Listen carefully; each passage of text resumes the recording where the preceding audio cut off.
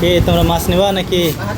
ও মাছের তো এখন আজকাল তো মাছের দামও দিছে 200 টাকা কেজি, 160 টাকা। বাহ,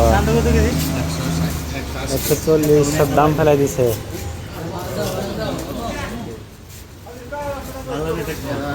কি মাছ নিবা? চান্দ্রা সব দাম ফেলে দিছে। 27 তারিখে নেব সত্যি? ঠিক আছে চলো এখন ঘুরে আসি। আচ্ছা ঠিক আছে।